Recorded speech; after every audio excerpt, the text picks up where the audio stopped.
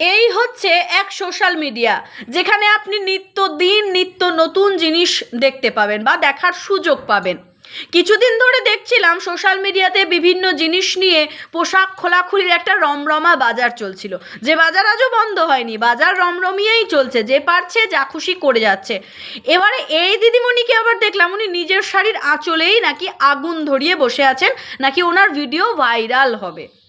আচ্ছা, video viral করার চক্করে যে কখন আপনি নিজেকেই এইভাবে একটা বিপদের মুখে ঠেলে দিলেন এবং সোশ্যাল মিডিয়াতে একটা বাজে মেসেজ ছড়ালেন, সে সম্পর্কে আপনার ধারণা আছে কি? আশা করি ধারণা নেই।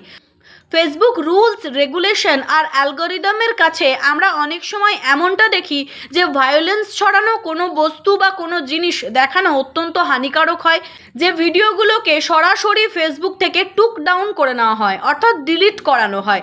কিন্তু এই যে ভিডিওটি সোশ্যাল মিডিয়ায় এখনও চলছে এবং যে ভিডিওটিতে খুব স্পষ্টভাবে দেখা যাচ্ছে একজন মহিলা তার শাড়ির আঁচলে আগুন ধরিয়ে নিলেন এবং সেই আঁচলের আগুনটা বাড়তে বাড়তে ক্রমশ তার শরীরকে যেন জাপটে ধরার চেষ্টা করলো।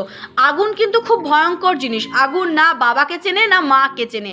আগুন তার নিজের বাবাকেও পুড়িয়ে দিতে দুবার ভাবে না। তাই আগুন নিয়ে খেলা করা বন্ধ করুন। মানুষের জীবন নিয়ে খেলা করা যত ভয়ঙ্কর, আগুন নিয়ে খেলা করা ঠিক ততটাই ভয়ঙ্কর। কিন্তু আমরা মানব কেন?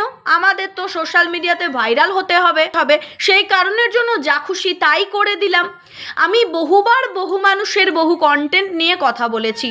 হ্যাঁ, আমি তখনই এই কন্টেন্টগুলো নিয়ে কথা বলার অধিকার পেয়েছি যখন আমি নিজে একটা সঠিক পথে চলার চেষ্টা করেছি। তবুও আমাকেও আঙুল তুলতে মানুষ দুইবার ভাবে না।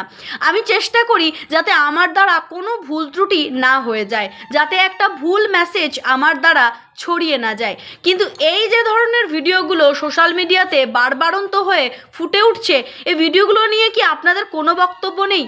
পরিবার, তার পরিজন একবারের জন্যও কি তাকে নিষেধ করেনি যে সে যে জিনিসটা করতে চলেছে বা করছে সেটা অত্যন্ত অন্যায় এবং সমাজের জন্য, সেই সঙ্গে নিজের জন্য ক্ষতিকারক?